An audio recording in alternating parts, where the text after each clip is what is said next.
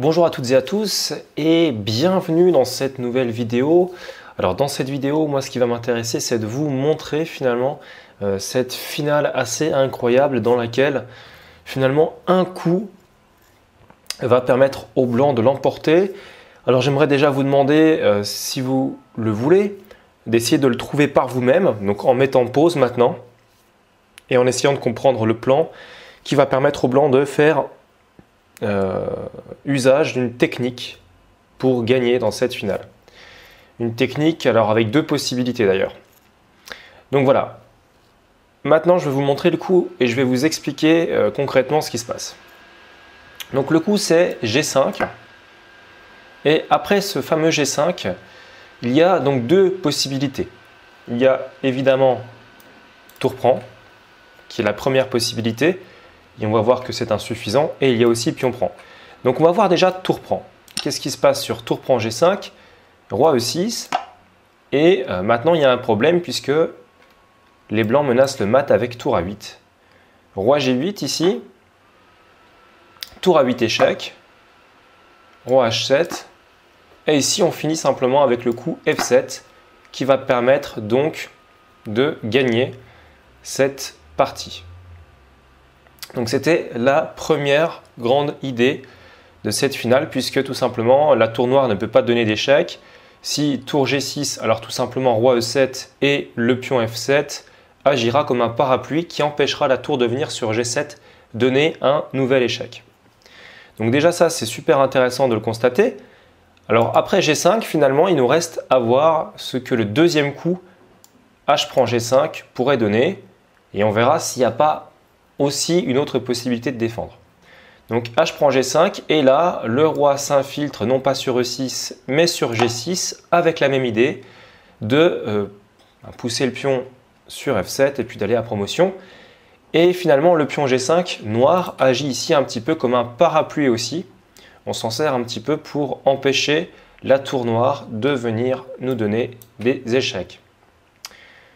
Donc dans cette configuration, il n'y a guère que tour E1 qui s'avère intéressant puisque simplement sur roi G8 ou tout autre coup il y aura tout simplement tour A8 suivi de F7 donc ça ne marche pas ou F7 tout de suite suivi de tour A8 etc. Donc tour échec, tour E8, tour prend E8, roi prend et maintenant une petite astuce de gain qui est finalement relativement simple, c'est tout simplement de jouer le coup roi G7 qui permet donc de contrôler les cases de promotion, enfin la case de promotion, et tout simplement d'accompagner le pion sur son chemin de dame bien avant que le pion noir ne puisse lui-même s'y rendre. Donc G4 par exemple, F7 échec, donc on gagne un temps, roi D7 pour ne pas qu'on puisse faire dame sur échec, et dame. Et ici, par exemple, sur G3, il y a tout simplement dame F3 et la dame, eh bien, tout simplement contrôle les cases et pourra capturer le pion au coup suivant. Voilà, donc c'est pour vous montrer que dans ce type de finale, eh bien, le coup parfois qui n'est pas le plus évident, le sacrifice de pion, est parfois le coup gagnant. Alors, qu'est-ce qui peut se passer si jamais eh bien, les noirs ne jouent pas tout simplement de la prise, que ce soit de la tour ou du pion.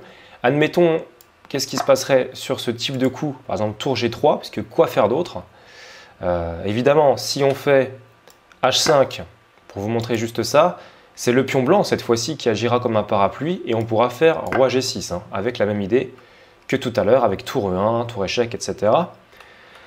Alors, admettons tour G3, l'idée étant de rien faire, on pourrait voir tour E1, ça serait pareil.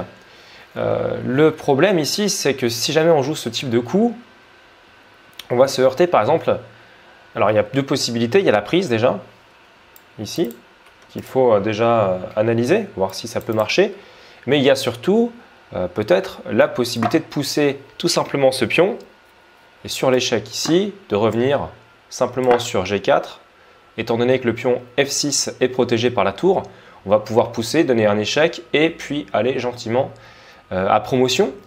Donc, exemple, par exemple, ici, tour F1.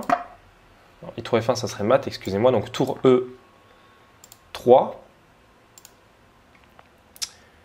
Alors là, il y aurait tour échec tout de suite, tour ici, et maintenant on gagne assez facilement en faisant échec ici et tour prend, par exemple. Voilà, c'est une des idées, mais de toute façon, même si, admettons, on avait joué tout de suite tour E1, donc ici, imaginons le coup G6, tour E8, et là en fait on se retrouve avec ce type de variante, poussé échec, et là en fait tout simplement le coup roi G6 avec la possibilité de jouer F7 qui va mater au coup suivant.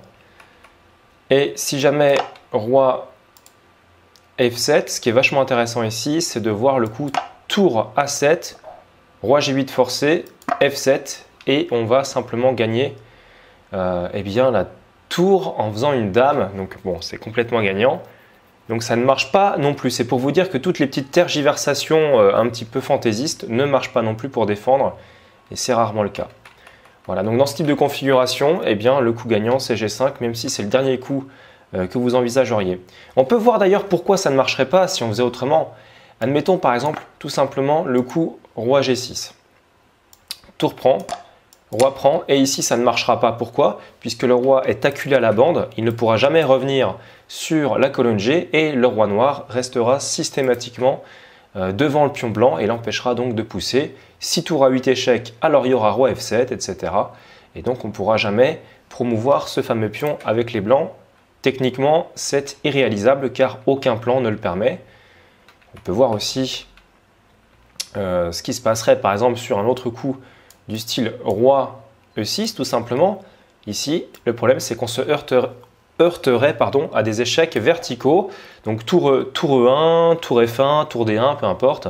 Et on retomberait finalement dans une configuration dans laquelle on n'avancerait pas, sauf en jouant à un moment donné le coup G5.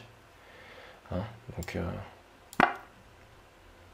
c'est la seule solution finalement pour essayer de gagner. Voilà, donc c'est la fin de cette vidéo, j'espère qu'elle vous a plu. Quant à moi, je vous souhaite de rapides progrès et je vous dis à très bientôt pour de nouvelles vidéos. Ciao, ciao!